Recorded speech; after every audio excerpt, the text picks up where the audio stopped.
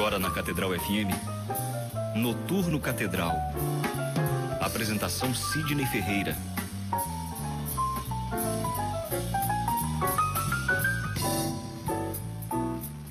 Meia-noite em ponto no Rio, muito bom dia para você. A Rádio Catedral abre a partir de agora mais um espaço para a boa música do Brasil e do mundo. Entrevistas, música, literatura, cinema, dicas culturais, um passeio pela história e um bate-papo agradável até às 3 da manhã.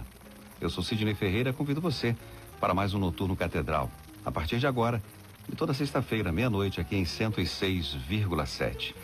E hoje, além de todas estas atrações, temos a visita da escritora, professora de língua portuguesa, literatura, informática e membro da Academia de Letras de Buenos Aires, na Argentina, Lisboa, em Portugal e Vitória, no Espírito Santo. Autora de peças teatrais, roteiro para cinema, contos, poesia, crônicas e histórias infanto-juvenis. Ufa! Marisa Rezende.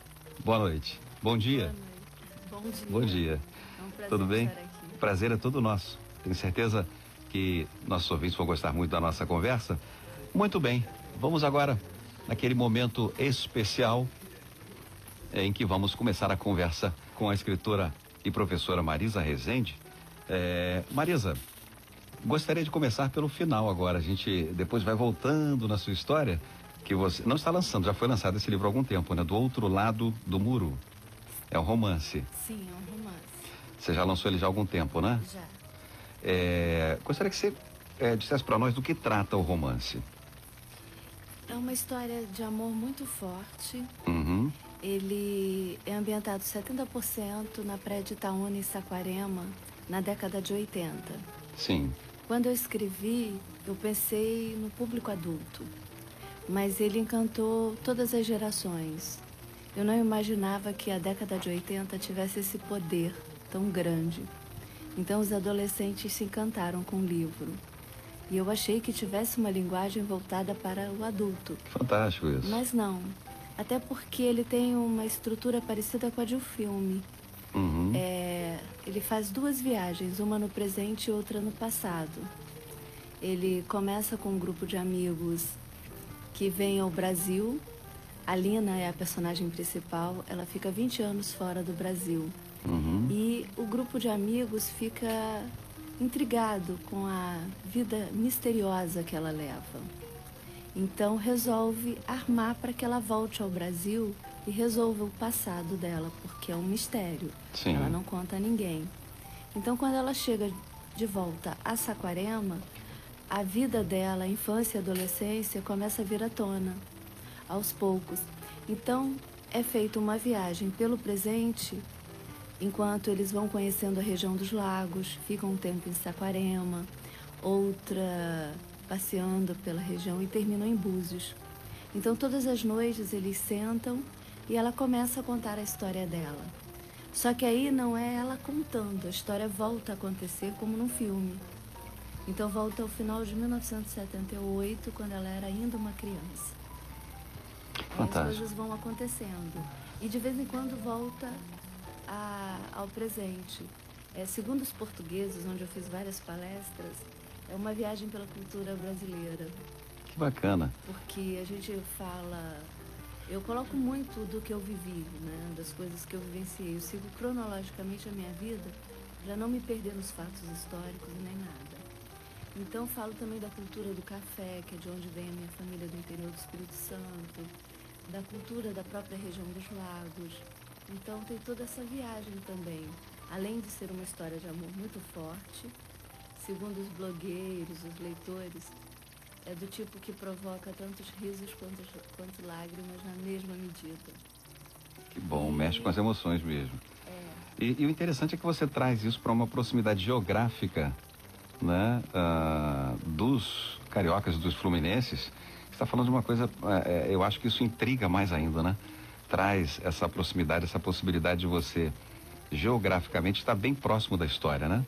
Que é a região dos lagos, onde Isso foi ambientada a história. Assim, muito interessante, porque eu ouvi relatos de pessoas assim que me disseram que nunca mais viram Saquarema do mesmo jeito. Olha só. Porque iam lá, estavam cansados de ir, mas nunca tinham observado que a igreja ficava num ponto tão estratégico. Eu costumo até dizer que a diferença entre a colonização portuguesa da espanhola era o gosto. Os portugueses escolhiam locais assim privilegiados para construir as igrejas. E Saquarema, para quem conhece, a Igreja Nossa Senhora de Nazaré, ela tem assim ela foi construída num ponto muito especial. Ela está de costas para o mar, de frente para a lagoa e para a montanha, no alto do morro, cercada por um precipício. Então é um lugar perfeito para reflexão também. Então a personagem principal, ela passa muito dos momentos dela ali. Ela vai se resolvendo também na adolescência, escondida ali. Então ela se esconde naquela igreja vazia, onde ela consegue também refletir sobre a própria vida, sobre tudo. Então tem momentos assim muito gostosos. Tenho certeza que o encantamento dessa história já está atingindo os corações de quem está nos ouvindo em casa. E eu tenho até uma surpresa muito grata para os nossos ouvintes. Você que já está se interessando pela história que Marisa Rezende está nos narrando do seu romance Do Outro Lado do Muro, ela nos trouxe um exemplar para ser sorteado entre os ouvintes do Noturno Catedral. Então, para você participar, basta você ligar para o 3231-3560 e você automaticamente já está participando. Você que quer fazer alguma pergunta para Marisa Rezende também, fique à vontade, viu? Você pode ligar, deixa a sua pergunta lá com Ângela, Rafael, que já estão atendendo as suas ligações a partir de agora, e nós vamos apresentar aqui as suas colocações para a nossa convidada de hoje. Marisa, para a gente fechar esse primeiro bloco desse bate-papo, tem uma pergunta interessante aqui no seu livro, que é assim: é possível ao amor humano transcender a esfera física, tornar-se etéreo e o tempo linear? Tem resposta para essa pergunta? Tem que ler o livro para saber. Mas é possível, eu acredito em amores divinos, esses que são alma gêmea. É raro, acho que a maioria não consegue experimentar isso, mas existem amores assim, e o que eu narro nesse livro tem tudo a ver com isso. É um amor que vai além do comum, um amor que é capaz de abrir mão para que o outro seja feliz. É o fundamental do amor verdadeiro, né? Mas é difícil de praticar, né? É a busca, né? É a busca, né? Constante, né? Muito bem, estamos de volta no Noturno Catedral, agora 00:36 no Rio, ao vivo, com a nossa entrevistada de hoje, Marisa Rezende, escritora, romancista. Marisa, gostaria de falar agora da sua experiência no movimento Mochila Literária. É um movimento fundamentalmente ligado aos jovens, não é? Sim, e de extrema importância para a divulgação da literatura nacional. Na verdade, é um movimento que tenta resgatar a literatura. Os blogueiros, eles estão com uma função maravilhosa. Eles estão conseguindo fazer realmente esse resgate, porque não é um trabalho remunerado. Eles leem os livros, postam resenhas, quando gostam, eles divulgam com toda a boa vontade. Inclusive,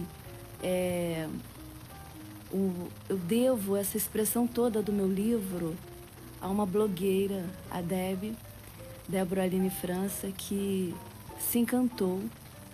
Foi assim, uma semana que eu tive várias resenhas postadas, mas a dela foi a primeira.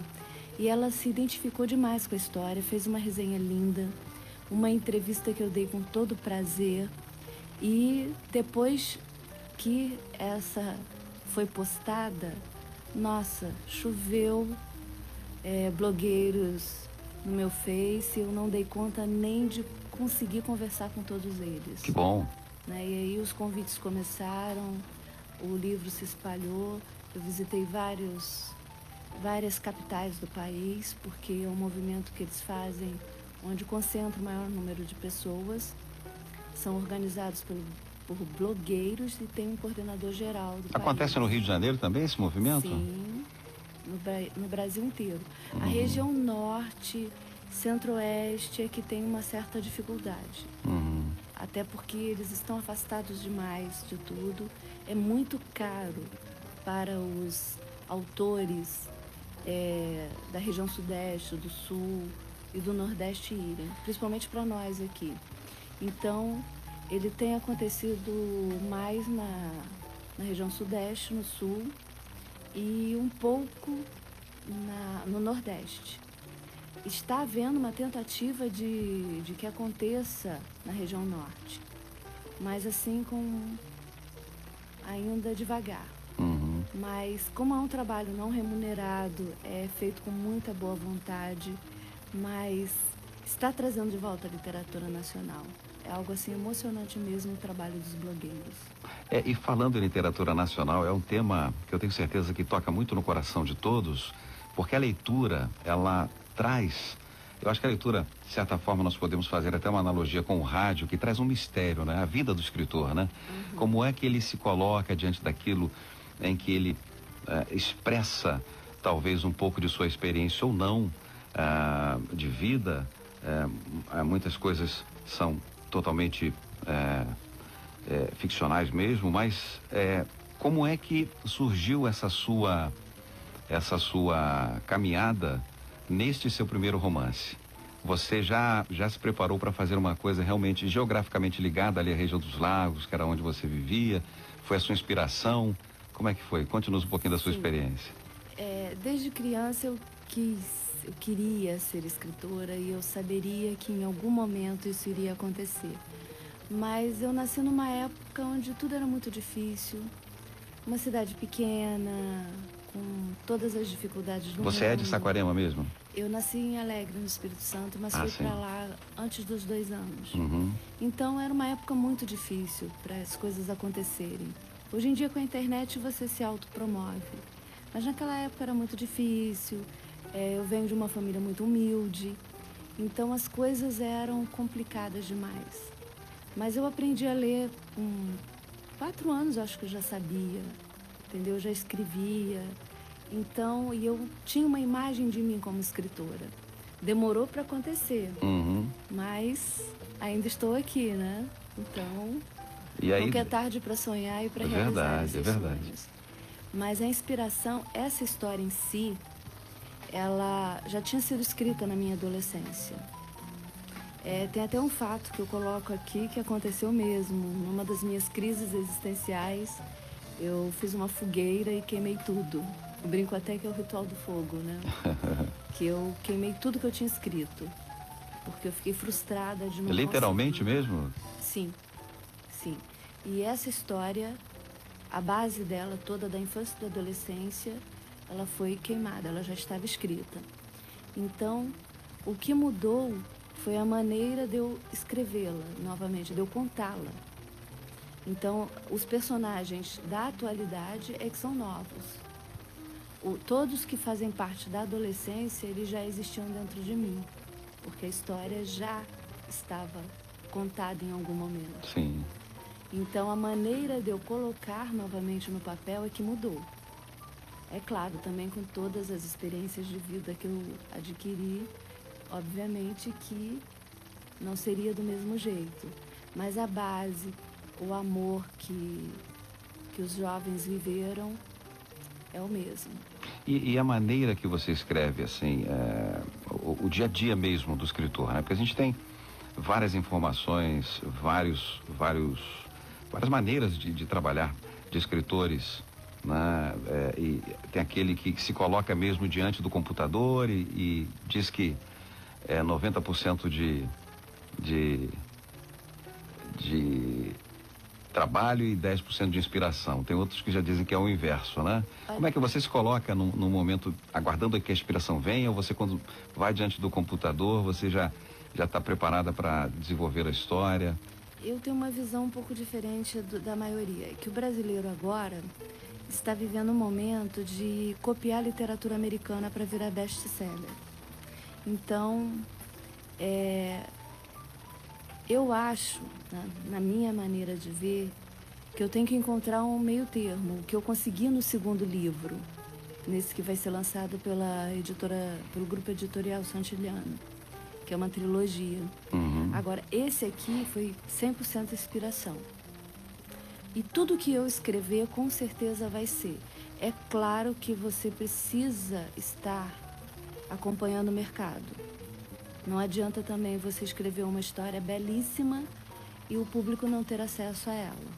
Então eu acho que eu encontrei, a partir do segundo, um meio termo. Uma quantidade ideal de palavras para que o livro não saia tão caro, mas também não quero escrever um livro que sirva simplesmente como diversão. O segundo que você diz é esse que está em gestação ainda, né? Que ainda não foi Ele publicado. está pronto, mas não foi publicado. Ah, sim, Já sim. tem prazo para ser publicado, mas ainda não foi. Uhum. E esse primeiro, ele foi puramente inspiração. Tá? Eu coloco, ele tem um teor psicológico, filosófico bem grande, questionamentos religiosos bem grande também, bem grandes. E eu quero escrever coisas que marquem a vida das pessoas.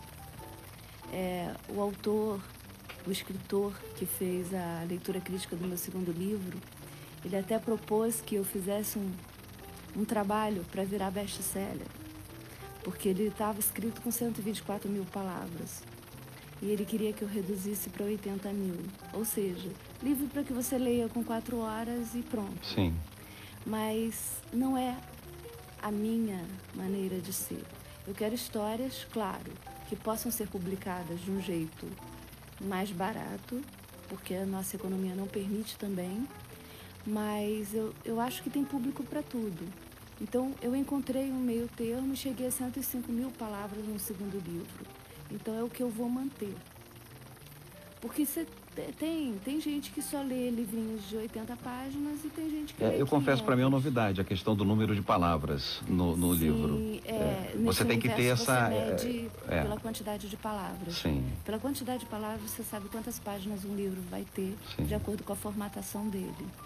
Então, esses livrinhos que viram best-sellers atualmente, eles têm no máximo 85 mil palavras. Já são feitos com essa intenção. Todos eles são feitos com essa intenção. Então, se você olhar, é tudo comum. Todas as histórias são um pouco parecidas. Não tem, assim, muita novidade. Uhum. Até por causa dessa cópia americana que está acontecendo. Também no cinema, essa tentativa de se fazer algo nosso, mas que não é realmente nosso. Porque nós temos uma cultura muito diferenciada. Muito rica, né? Muito rica. Isso até foi perguntado pelo entrevistador do La Nación, no Paraguai, agora, no final de fevereiro, quando eu estive lá, que nós, latino-americanos, nós somos um povo que tem muita paixão. Nós escrevemos, nós vivemos de um jeito diferente do americano. A nossa maneira de agir, nós somos do tipo que abraçamos os nossos amigos na rua. Nós temos uma maneira de expressar a vida diferente. Sem dúvida nenhuma. Entendeu? Então, essa tentativa de copiar a literatura dos outros tem seu valor, porque trouxe muito autor para a internet, para o público, mas não é o ideal. O ideal é a gente agora construir uma literatura que seja realmente brasileira. Mas existe uma corrente caminhando nessa direção, né? Isso é muito importante, né? Sim, sim. E nós temos público para tudo, para todo tipo de literatura, para todo tipo de música. Mas eu acho que a internet veio resgatar isso. Porque nós passamos um período de uma pobreza musical e literária muito grande, que foi em meados da década de 90 até meados de 2000. Uhum. Então, a internet, as pessoas de boa vontade, sem ganhar nada em troca, começaram a publicar suas ideias. E isso começou a resgatar de verdade a nossa música, a nossa boa escrita, as nossas histórias. Isso é muito importante para a gente. Depois eu quero conversar com você, Marisa, sobre essa questão que você falou da boa escrita, do jovem e tal. Eu sei que você tem um trabalho, vamos conversar sobre isso com o jovem, com essa questão das redes sociais. Vamos desenvolver isso no outro bloco.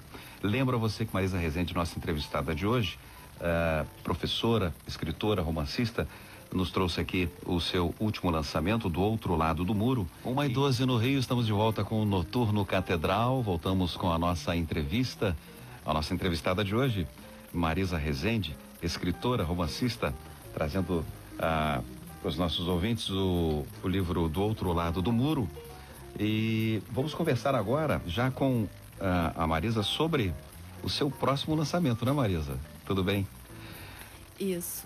Você tem, conversávamos um pouquinho aqui antes de entrar no ar, que você já tem um próximo livro, né, que já está pronto, já está escrito, mas ainda não foi lançado, né, e que vai fazer parte de uma trilogia. Isso. Né? Esse segundo livro, ele está sendo lançado em parceria com o escritor uruguaio, o Jorge Mendes. Uhum. É uma trilogia escrita a 4 mãos, também ambientada na praia de Itaúna. Esse tem um pezinho no sobrenatural, foi classificado como fantasia, e a protagonista tem 15 anos. Ele está previsto para junho ou julho, mas ele primeiro vai ser lançado em espanhol, pelo grupo editorial Santillano, um grupo europeu. Então nós já anunciamos isso no Paraguai, eu fiquei uma semana lá, e participando de vários programas de TV, rádio. Saiu uma matéria muito boa no La Nación, que é um jornal correspondente, digamos, ao Globo aqui no Brasil, que tem grande circulação. E é uma história muito forte também. Esse, ao contrário do Outro Lado do Muro, ele é focado numa jovem de 15 anos. Mas nas entrelinhas, qualquer pessoa vai ler, vai se identificar, interpretar de acordo com a sua vivência. Porque é a minha maneira de escrever. Eu não consigo escrever para um público único. Eu sempre vou colocar coisas além daquilo que uma pessoa possa entender. Uma única pessoa possa entender. Porque os livros, já disseram, têm seu próprio destino, né? Então, nas entrelinhas, tem muita filosofia, psicologia, muita vivência. E o bom dele é que trata de questões muito atuais, principalmente das redes sociais, os problemas que os jovens estão vivendo, a questão da sexualidade, das dúvidas.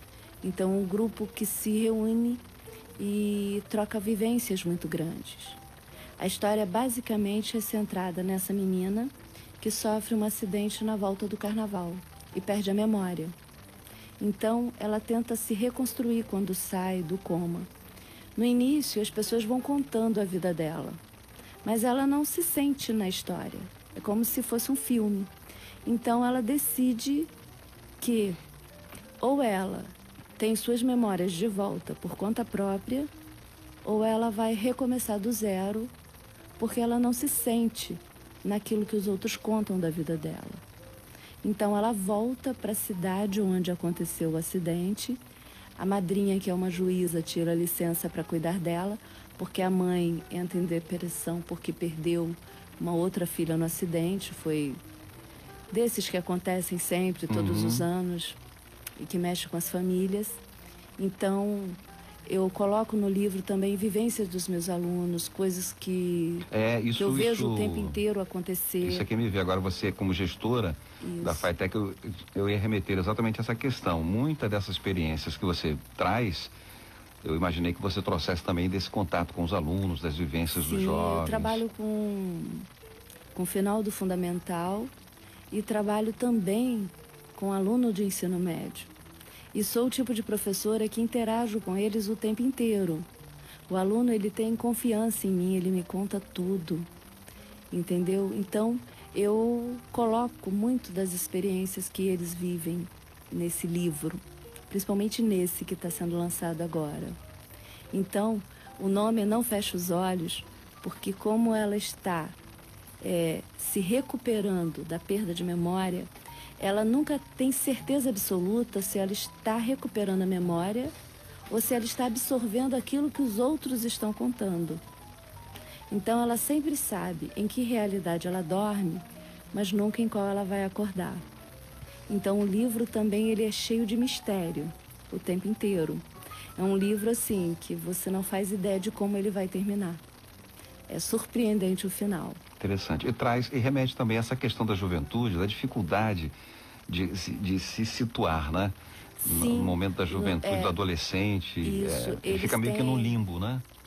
Eles têm um excesso de informação que precisa filtrar. Mas eu sou uma pessoa assim muito otimista. Eu acho que essa geração que está aí, ela veio muito mais evoluída do que a minha. Ela está muito mais preparada. Então, se as pessoas souberem conduzir isso, souberem educar essa juventude que está aí, ela é realmente o nosso futuro. Porque ela tem todas as ferramentas que nós não tivemos. Isso é muito interessante, essa sua colocação. Você como gestora de uma escola pública, não é? Trazer essa informação para nós, porque eu, por exemplo, como pai de um filho adolescente, e vejo ele nessas redes sociais, na coisa dos jogos de celular, no mundo fechado, né? A ideia que nós temos é de que essa juventude de hoje vai viver num mundo muito isolado, de poucas amizades, uma coisa, o que nos salta aos olhos, assim, sem essa vivência que você tem. Mas então, essa informação que você traz é muito rica e muito interessante, e vem na contramão disso, né? Isso. Inclusive, a manchete que saiu no La Nation, escritora aborda o mundo dos adolescentes nas redes sociais. Porque é a maior preocupação de todos, né? Então, a gente conversou sobre tudo que tinha no livro, que podia ser contado, claro, mas a maior preocupação de todas é justamente essa questão das redes sociais. Como é que nós vamos lidar com isso de agora em diante? Porque é um excesso de informação muito grande. Mas se nós soubermos educar essa juventude para filtrar isso, eles têm o futuro nas mãos. E eu sou uma pessoa muito otimista. Eu vivo no futuro e não no passado. Eu acho que nós é que temos que nos adaptar, porque o tempo não volta. Verdade. Então, não adianta dizer, porque no meu tempo era melhor. Eu vejo professores falando isso. Mas já passou, não tem mais jeito. Não tem mais jeito. Temos que viver a situação presente. Você que tem que se adaptar. É verdade. Ou então você está assumindo que envelheceu, não tem mais jeito. Então, se você quiser lidar bem com o jovem, tem que se adaptar ao mundo deles. E trazer um pouquinho para o nosso, não perdendo os valores. Então, é uma troca. Nós nos adaptamos ao mundo deles e levamos os nossos valores que não podem se perder, né? Mas também absorvendo esses novos que estão vindo, porque é uma geração com uma cabeça muito melhor que a nossa, com muito menos preconceito, aberta, e que, se for bem direcionada, pode realmente construir um futuro maravilhoso. Tirar esse país da corrupção que vive, de todos esses problemas. Então, tudo depende de como nós vamos conduzir isso. Mas eu vejo um futuro muito bom. Que bom. Eu sou essa pessoa otimista. Que bom. Porque eu interajo com o aluno o tempo inteiro. Eu não sou aquela professora que fica no quadro. Né? Eu circulo pela sala, eu converso, eu faço amizade. Eles têm acesso às minhas redes, nós conversamos, eles desabafam. Eu até brinco que quando eles fazem uma redação, eu ainda digo assim, olha, escreva em cima se ela pode ser lida publicamente ou não, porque às vezes é um desabafo. Mas isso é muito interessante. Que bom. Bom, que bom, boas novas que Marisa Rezende nos traz aí com relação aos nossos jovens, não só de escritora, mas também de uma professora, de uma cogestora de uma escola pública. Estamos de volta com o Noturno Catedral aqui pela Catedral FM 106,7, agora 1h37 no Rio. Estamos aqui ao vivo com a nossa entrevistada de hoje, Marisa Rezende, que nos fala sobre o seu livro, Do Outro Lado do Muro, que está sendo sorteado, inclusive, para um dos ouvintes aqui que ligar para o 3231-3560. Se você ainda não ligou, fique à vontade para ligar, viu? Mais participações que eu gostaria de registrar aqui, Maria Conceição Pinto, lá do Maracanã. Também o Virgílio Ney de Laranjeiras, Adelina dos Santos Costa de Seropédica, Marina Telma do Nascimento de Ponta da Areia, em Niterói. Obrigado pela participação de vocês, tá bom? 3231-3560, o telefone para você também participar do sorteio do livro de Marisa Rezende. Marisa, vamos falar um pouquinho agora da sua veia como poetisa? Você nos trouxe alguns poemas aí para partilhar com os nossos ouvintes, não é verdade? Sim, inclusive há pessoas que classificaram o livro Do Outro Lado do Muro como poético, porque ele também tem várias letras de música que os jovens compunham, ou seja, poesias musicadas, né? Eu trouxe aqui algumas, não sei se você quer que eu leia. Ah, adoraria. Então, cronologicamente você as selecionou, aleatoriamente, como é que... Foi aleatoriamente. Sim. Eu trouxe algumas que eu já tinha participado de alguns saraus, que estavam separadas já. Então vamos ouvir. Uma delas é Acorde Secreto. Há uma canção que toca, retoca, por horas a fio em minha mente. Há um acorde secreto, discreto, que a mim pertence intimamente. Há essa voz que canta, encanta minha alma triste, profundamente. Há um desejo dissimulado, acalentado, neste som em mim, divinamente. Há um sentimento reprimido, implodido, outrora, vagando agora livremente. Há, na combinação desses sons, intenções, de conduzir à tona meu eu vivente. Há nesses acordes um acordar, alçar ao brilho a vida, conscientemente. Muito bom, você... A composição dos poemas já é uma coisa diferente do romance, né? Sim. É uma coisa que vem naquele momento, a sua mente por alguma inspiração momentânea, te remete a alguma vivência, ou mesmo alguma contemplação, né? E você coloca no papel. Isso.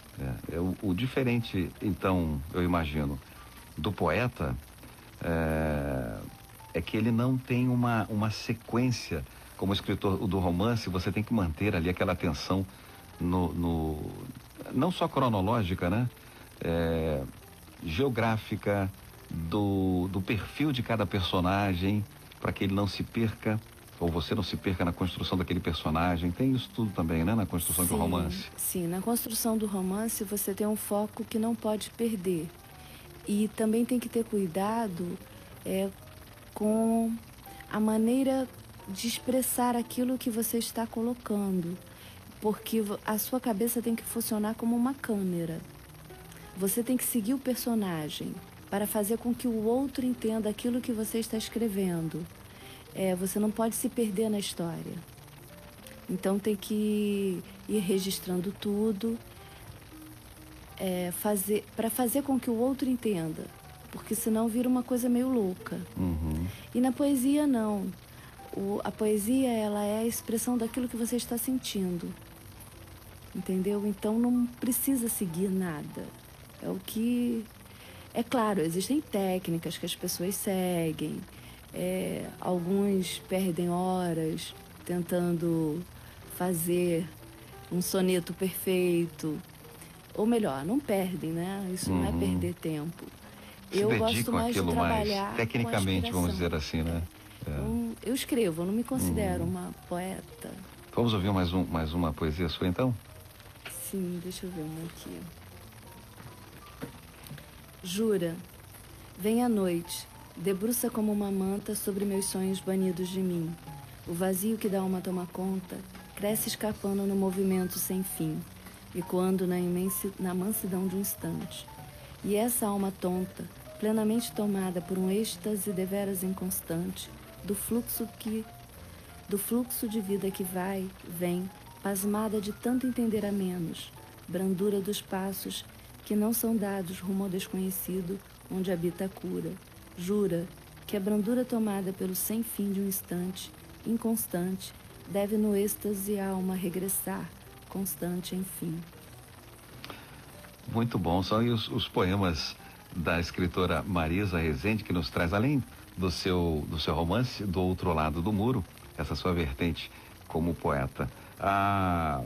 Marisa, falávamos aí ainda há pouco da juventude, dessa questão das redes sociais e da preocupação hoje que existe na caminhada dessa juventude, na vivência com essas redes sociais. Mas tem um outro lado muito interessante. Eu, por exemplo, estou aqui com um aplicativo no meu celular com poemas de Fernando Pessoa. E você baixa esse aplicativo, ele não é pesado e ele fica offline mesmo, com muitos poemas de Fernando Pessoa e seus heterônimos. Ou seja, essa questão tecnológica também traz a possibilidade à juventude hoje de conhecimento na literatura, de um modo geral, muito mais rica e muito mais possível do que décadas atrás, né? Com certeza, até porque traz de volta autores que já caíram em domínio público. Então você pode ter isso gratuitamente no seu celular, sem nenhum problema. Então isso é muito importante também. É aquilo que eu falei, de filtrar. Você tem todas as possibilidades do mundo. Basta saber escolher. Verdade. E basta também que essa geração mais velha entenda isso e não recrimine o jovem, né? Passe a usar também a seu favor. Porque a tecnologia é uma coisa muito boa para a vida de todos nós. Então, ela pode ser usada a favor, sim, e deve. E a juventude já é por si só revolucionária, né? Com certeza. Então, podar esse lado revolucionário do jovem é meio que estancar aí uma possibilidade de novos ares, né? Novas possibilidades do mundo, né? É fechar as portas para o futuro. É Eu acho que tem que incentivar e preparar o jovem, porque o mundo é deles, não é mais nosso, né? Nós estamos aqui, aí, por mais que vivamos aqui, o tempo está passando, né? O mundo é deles. Verdade. Agora, Marisa, uma curiosidade. Eu vejo você falando com muito carinho, com muito amor, com muita paixão pelo seu trabalho como professora e, ao mesmo tempo, como escritora também. O que te apaixona mais? Olha, é difícil dizer, porque eu sou apaixonada pelas duas coisas. Eu ainda não consegui sair de sala definitivamente. Eu estou esse ano dirigindo uma unidade da FATEC, mas estou mantendo 4 turmas de ensino médio no estado, que provavelmente eu vou ter que em algum momento deixar, porque gerir uma escola da FATEC exige muito, né? Não dá para levar com outras atividades, a não ser com a literatura, porque aí é nas horas vagas, fim de semana, é uma coisa completamente diferente. Agora, a escola, em algum momento eu vou ter que abrir mão, mas é algo que está me deixando assim muito triste. Já com essa possibilidade, né? Porque eu adoro interagir com adolescente, mas eles vão continuar e eu vou... Porque eu gosto muito também de fazer eventos, então eu não vou me afastar deles. O trabalho administrativo não vai fazer isso comigo, porque se eu me trancar numa sala... Não deixe isso acontecer com você. Eu deixarei de ser a Marisa, então isso daí para mim está fora de cogitação. Tá bom, Marisa. Antes da nossa próxima sequência musical, você gostaria de ler mais um poema para nós? Deixa eu ver se tem algum aqui que Tá vale bom. a pena. De repente... Poesia né? sempre vale a pena. Marisa. A mente mente. Estou tentando não ser mais um alienado, no meio dos muitos que perdidos vagam. Mas não é fácil driblar no jogo, acorrentada à prisão sem muros dos que apenas sonham. Estou tentando não ser pela multidão levado ao oásis do delírio, longe do ponto de equilíbrio que ora se confunde com o pó da estrada, entrelaçado, onde a distância do eu, ora são, ora ébrio, ata as pontas do nó da dúvida do divino ocultado. Estou tentando não ser um mero acaso existencial, mas e se tudo não passar de simples ilusão, ampliada inúmeras vezes, valorizada de forma especial? Perda de tempo buscar o que não pode ser encontrado. Fingir que existe esse algo mais além da razão pode, para dias sombrios, fazer-se sentir-se aliviado. E por mais que queira, nem de longe resolver a questão.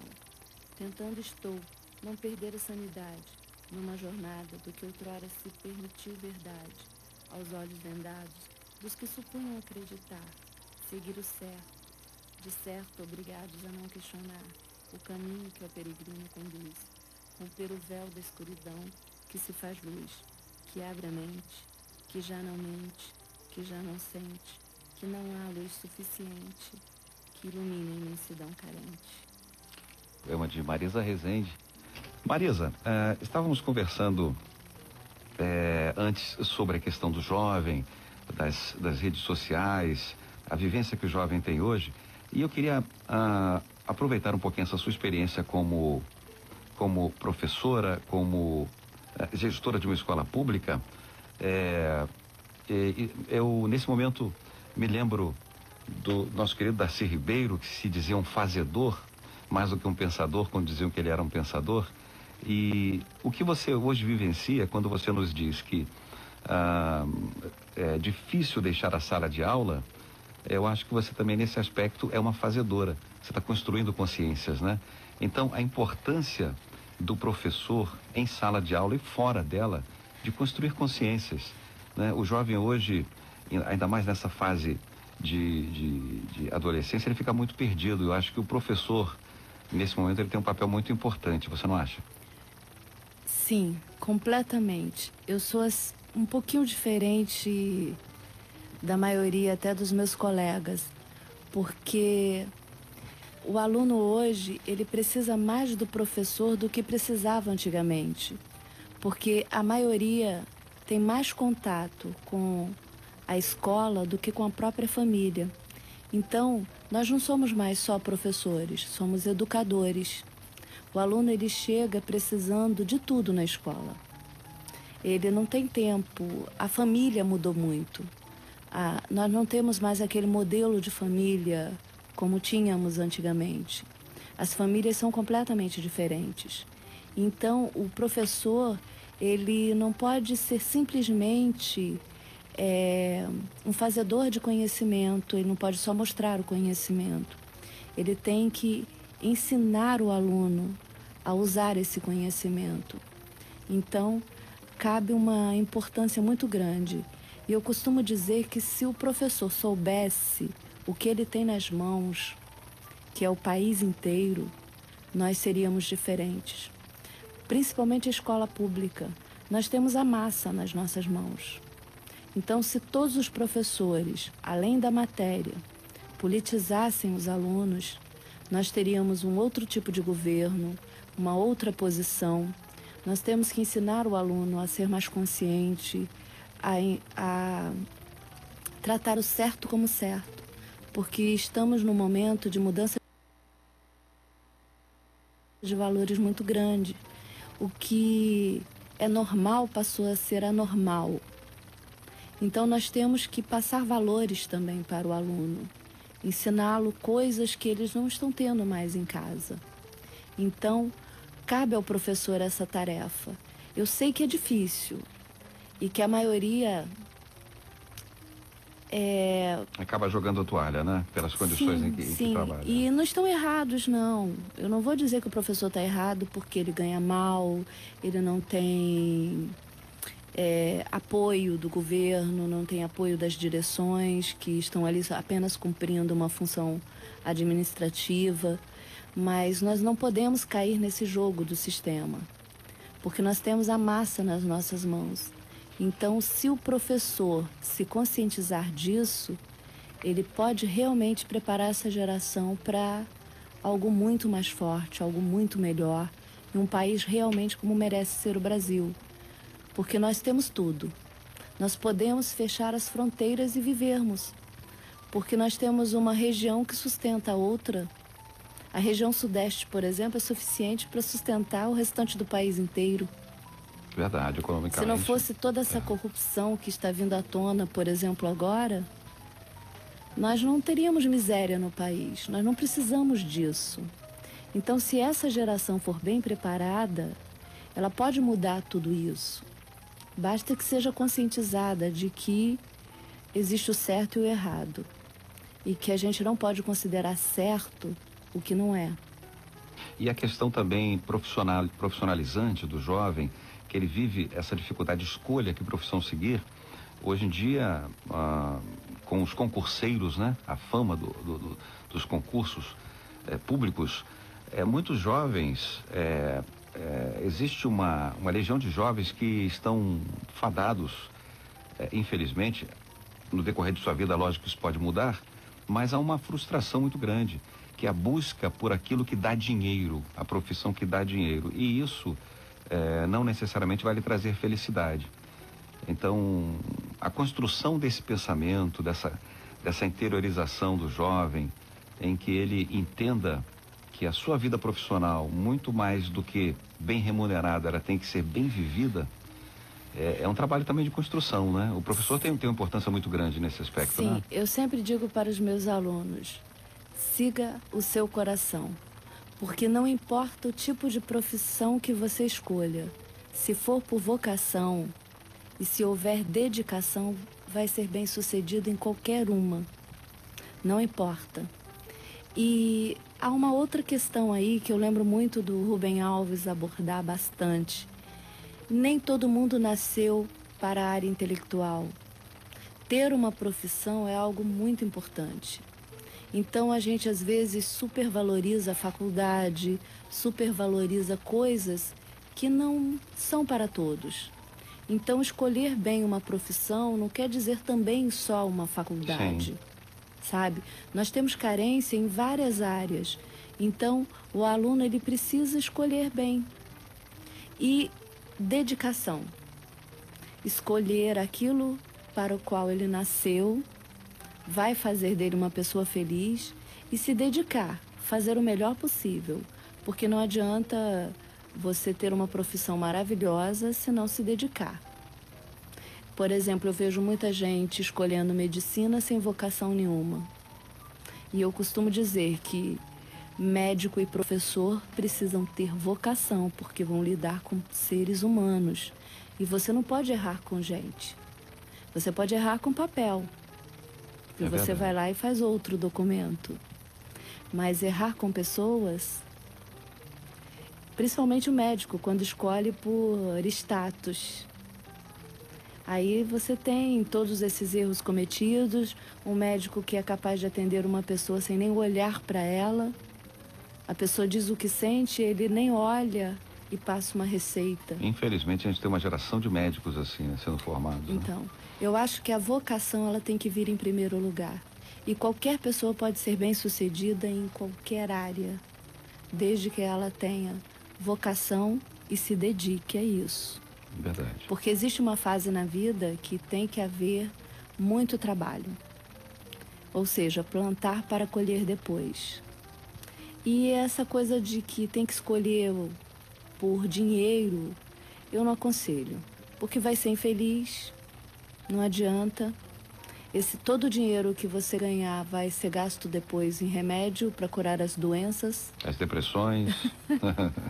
Se fosse assim, rico não ficaria depressivo, não tomaria remédios, não se suicidaria. Então eu acho que você tem que procurar aquilo que te faz feliz. Que aí sim, não importa a profissão, você vai ser bem-sucedido e vai viver muito bem. Como tem professores que vivem bem, professores que vivem mal. Você tem médicos que ganham uma fortuna e vivem no vermelho. Você tem engenheiros bem-sucedidos, engenheiros mal-sucedidos, que vivem se questionando o tempo inteiro. Então, essa escolha ela tem que ser por vocação, sim. Com certeza. Que bom. E isso eu digo sempre para os meus alunos. Tá aí a dica da professora e escritora Marisa Rezende. Marisa, queria te pedir agora, aleatoriamente, que você abrisse o seu livro, né? Do Outro Lado do Muro, e desse um trecho para os nossos ouvintes que você acha interessante, que poderia nos remeter ao foco da história. Lembrando a você, enquanto a Marisa encontra ali o trecho que ela vai nos brindar nesse momento, aqui no Noturno Catedral, que esse livro, exatamente o Do Outro Lado do Muro, está sendo oferecido pela escritora Marisa Rezende para ser sorteado entre os ouvintes do Noturno Catedral. E você pode ganhar este livro, basta você ligar para o 3231-3560. Nós estamos chegando ao final deste quinto bloco. E logo depois do intervalo nós vamos sortear o livro. Então, portanto, você ainda tem tempo para ligar. 3231-3560. Podemos, Marisa? Como eu perdi a página aqui, eu vou ler o início dele. Limite. Ali nascente que é onde exatamente se encontra, no ponto limítrofe de tudo. Não dá para fugir de si mesma. Vem tentando isso há muito tempo. No entanto, mesmo sem sua criatividade costumeira, precisa escrever alguma coisa, cumprir sua obrigação. Afinal, não há trabalho, por melhor que seja, capaz de impedir que a rotina o torne insuportável. Se fumasse, essa seria a hora perfeita para acender um cigarro e queimá-lo em busca de alguma iluminação. Se bem que meio embaçada. Mas como isto está distante de sua realidade, precisa encontrar uma alternativa viável. Levanta-se e vai até a imensa janela que a separa do mundo real, barulhento e confuso.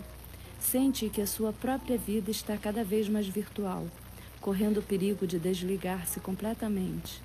Antes, bastava observar o movimento contínuo da multidão de rostos estranhos para sentir-se inspirada.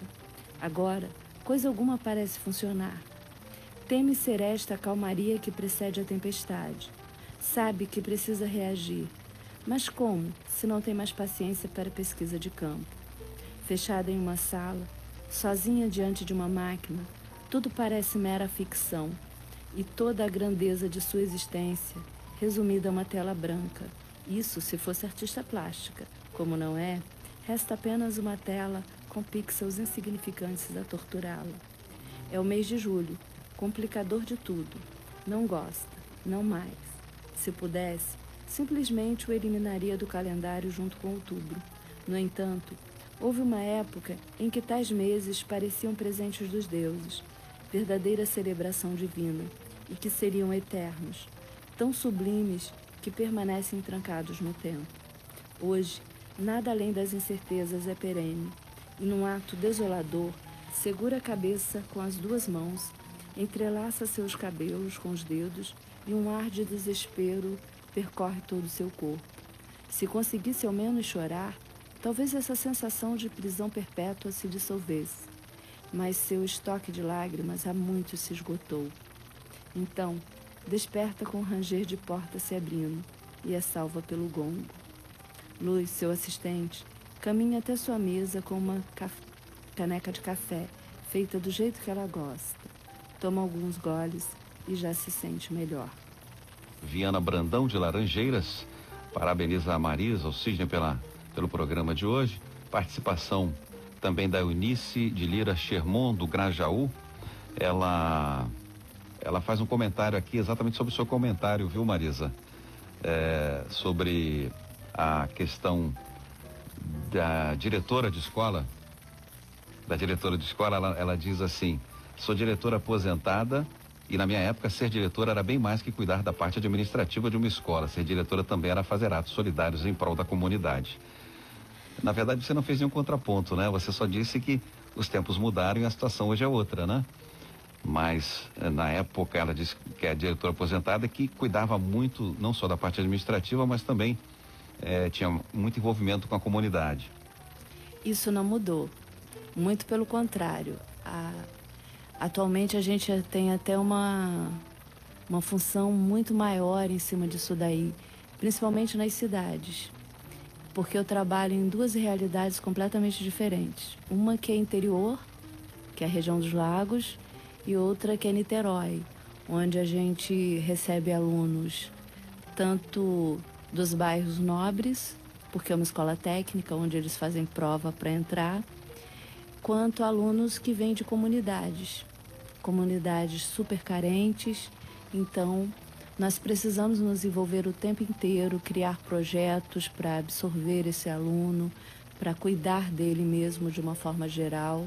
Então, a nossa função ela está até maior do que antes, porque eu também já fui diretora quando era mais novinha e não enfrentei tantos problemas quanto enfrento hoje, porque nas cidades a gente tem maiores lacunas, né? Lacunas sociais. Lacunas maiores.